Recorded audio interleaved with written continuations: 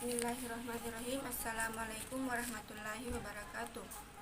Perkenalkan, kami dari kelompok 6 ingin membawakan materi yang berjudul Geostrategi Indonesia dalam Dinamika Politik Indonesia.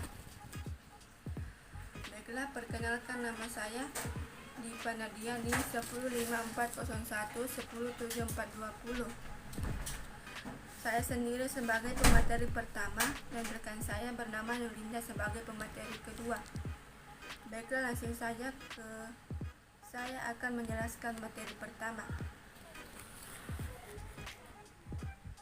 Geostrategi adalah masalah penting bagi setiap bangsa, baik pada masa lampau kini maupun mendatang. Geostrategi menjadi sangat karena setiap bangsa yang telah menjadi negara membutuhkan strategi dalam memanfaatkan wilayah negara sebagai ruang hidup nasional untuk menentukan kebijakan, sarana dan prasarana perwujudan kepentingan dan tujuan nasional melalui pembangunan sehingga bangsa itu tetap eksis dalam arti ideologis, politik, ekonomis, dan sosial budaya. Tujuan Geostrategi Indonesia.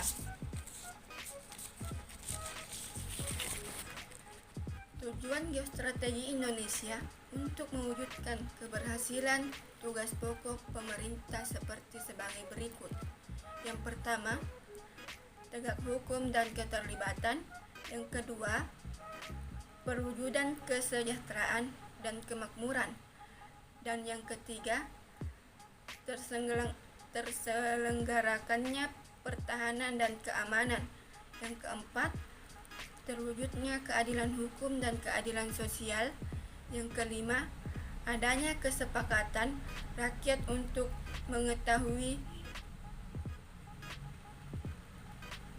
mengaktualisasikan diri. Fungsi Geostrategi Indonesia. Adapun fungsi Geostrategi Indonesia yaitu sebagai berikut. Yang pertama, ketahanan aspek ideologi. Yang kedua, ketahanan pada aspek politik. Yang ketiga, ketahanan pada aspek ekonomi. Yang keempat, ketahanan aspek sosial budaya. Yang kelima, ketahanan pada aspek pertahanan dan keamanan. Adapun sifat Geostrategi Indonesia yaitu untuk mewujudkan ketahanan nasional dilaksanakan dengan mengelola dan menyelenggarakan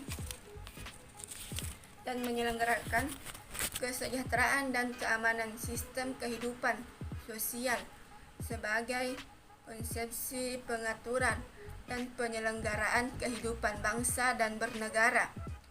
Sifat-sifat ketahanan nasional adalah sebagai berikut. Yang pertama, menunggal. Yang kedua, mawas ke dalam. Yang ketiga, kewibawaan. Yang keempat, berubah menurut waktu. Yang kelima, tidak membenarkan sikap adu kekuasaan dan adu kekuatan. Yang keenam, percaya pada diri sendiri. Yang ketujuh, tidak tergantung pada pihak lain. Perkembangan konsep Geostrategi Indonesia.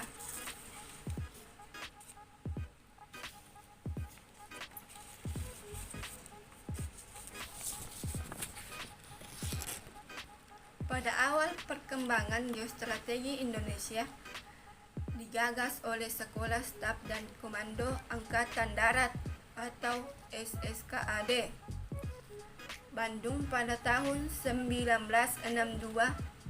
Isi konsepnya yaitu pentingnya pengkajian terhadap perkembangan lingkungan strategi di kawasan Indonesia yang ditandai dengan meluasnya pengaruh komunis, sehingga pada saat itu Geostrategi Indonesia dinamika sebagai strategi untuk mempertahankan, mengembangkan dan membangun kemampuan teritorial dan kemampuan gerilyawan untuk menghadapi ancaman komunis di Indonesia.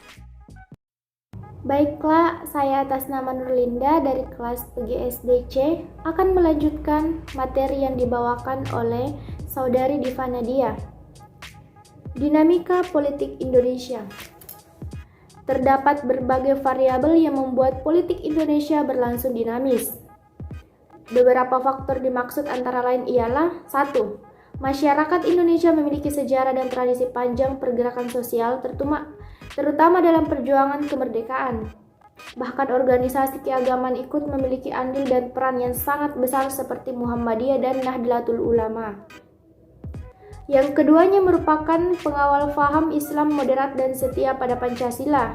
Kondisi geografis Indonesia yang terdiri dari belasan ribu pulau dan memiliki keagamaan bahasa, budaya, dan agama ikut serta melahirkan dinamika sosial budaya yang pengaruhnya sangat dirasakan masuk ke ranah politik.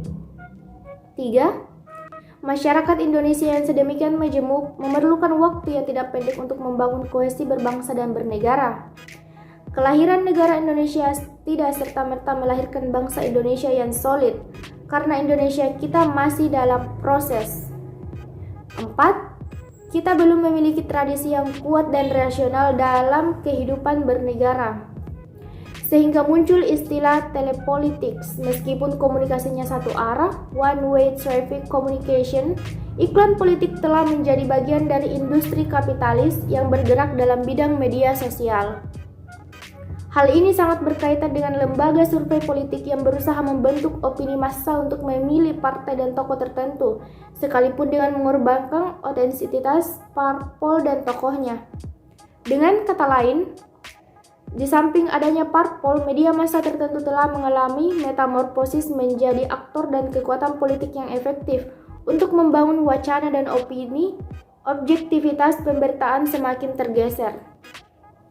Instrumen media massa dalam pencitraan politik sangat efektif untuk mempengaruhi opini para pemilih pemula, mengingat mereka sangat minim informasi tentang kiprah dan sejak rekam masa lalu para capres-cawapres 2014 dinanti.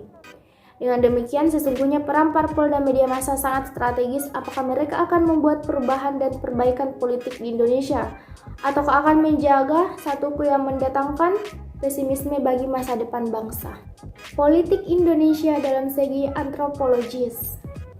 Menurut Budiarjo, seluruh kegiatan politik berlangsung dalam satu sistem.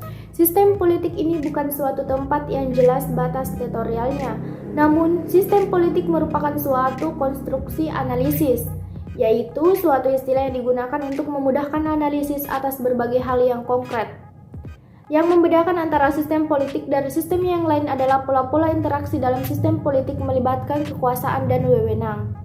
Indonesia memiliki sistem politik demokrasi, tetapi yang diterapkan tidak seperti negara lain yang menggunakan sistem demokrasi, melainkan demokrasi yang sesuai dengan bangsa Indonesia, yaitu demokrasi Pancasila.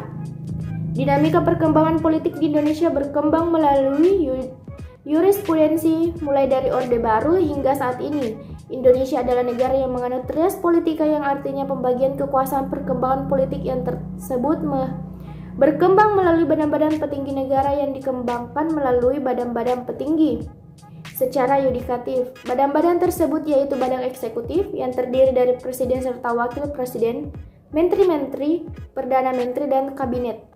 Badan legislatif yang dijalankan presiden bersama-sama dengan Dewan Perwakilan Rakyat dan Majelis Permusyawaratan Rakyat, dan badan yudikatif yang dijalankan oleh Mahkamah Agung. Perkembangan politik masa Orde Baru. Menjelaskan Orde Baru adalah sebutan bagi masa pemerintahan Presiden Soeharto di Indonesia. Orde Baru menggantikan Orde Lama yang merujuk kepada era pemerintahan Soekarno. Orde Baru hadir dengan semangat koreksi total atas penyimpangan yang dilakukan oleh Soekarno pada masa Orde Lama. Orde Baru berlangsung dari tahun 1966 hingga 1998. Dalam jangka waktu tersebut, ekonomi Indonesia berkembang pesat meskipun hal ini menjadi kebersamaan dengan praktik korupsi yang merajalela di negara ini. Selain itu, kesenjangan antara rakyat yang kaya dan miskin juga semakin melebar. Menjelaskan bahwa 1968 MPR secara resmi melantik Soeharto untuk masa jabatan 5 tahun sebagai presiden, dan dia kemudian dilantik secara berturut-turut pada tahun 1973 sampai dengan 1998. Presiden Soeharto memulai Orde Baru dalam dunia politik Indonesia dan secara dramatis mengubah kebijakan luar negeri dan dalam negeri dari jalan yang ditempuh Soekarno pada akhir masa jabatannya. Orde Baru memilih perbaikan dan perkembangan ekonomi sebagai tujuan utamanya dan menempuh kebijakannya melalui struktur administrasi yang didominasi militer. DPR dan MPR tidak berfungsi secara efektif. Anggotanya bahkan seringkali dipilih dari kalangan militer, khususnya mereka yang dekat dengan keluarga Presiden Soeharto. Hal ini mengakibatkan aspirasi rakyat sering kurang didengar oleh pusat. Itulah tadi materi dari kelompok kami. Mohon maaf bila ada kesalahan. Billahi wal taufiq wal hidayah. Wassalamualaikum warahmatullahi wabarakatuh.